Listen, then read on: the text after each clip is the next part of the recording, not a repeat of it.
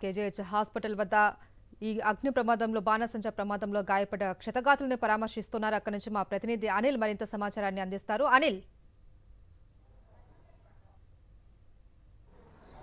మహేశ్వరి కోటరొట్ల మండలంలో విషాద ఘటన చోటు చేసుకుంది. పెద్ద ఎత్తున బాణసంచా తయారీ కేంద్రంలో పేలుడు సంభవించినటువంటి నేపథ్యంలోనే దాదాపుగా మృతుల సంఖ్య 8కి చేరింది. మరో ఇద్దరి పరిస్థితి కూడా విషమంగా ఉంది. కొద్దిసేపటి క్రితమే ఇక్కడికి కేజీహెచ్లో ఉన్నటువంటి ప్లాస్టిక్ సర్జరీ డిపార్ట్మెంట్కి ఇద్దరు క్షతగాత్రులను తీసుకురావడం జరిగింది. జల్లూరి నాగరాజుతో పాటు రేలంగి సంతోష్ని కూడా ఇక్కడికి తీసుకొచ్చి వైద్యం అందిస్తున్నటువంటి పరిస్థితి. కొద్దిసేపు క్రితమే ఇద్దరు క్షతగాత్రులు ఇక్కడికి చేరుకున్నారు.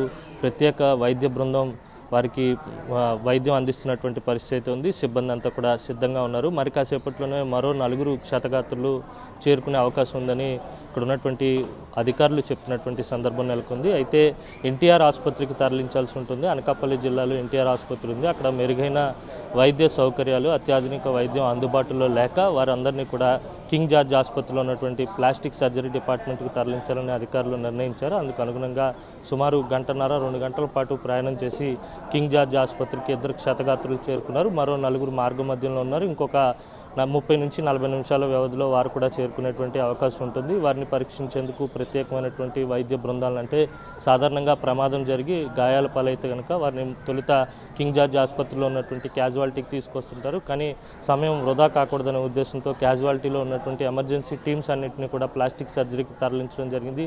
వారందరినీ ఇక్కడికే తీసుకొచ్చారు. నేరుగా క్షతగాత్రులు ఇక్కడికి వస్తే వారందరికీ ఇక్కడే వైద్యం అందించి అవసరమైతే సర్జరీ చేసేందుకు కూడా అన్ని ఏర్పాట్లు కూడా చేసినటువంటి సందర్భం నెలకొంది. ఏదేమైనప్పటికీ కూడా అత్యంత విషాదకరమైనటువంటి ఘటన చోటు చేసుకోవడంతో కోటరొట్ల చుట్టుపక్కల ఉన్నటువంటి అన్ని ప్రాంతాల్లో విషాద ఛాయలు అలుముకున్నాయని చెప్పాలి. ఒక్కసారిగా సంభవించినటువంటి పేలుడి ధాటికి దాదాపుగా 8 మంది చనిపోయారు. మరో ఇద్దరు పరిస్థితి విషమంగా ఉంది.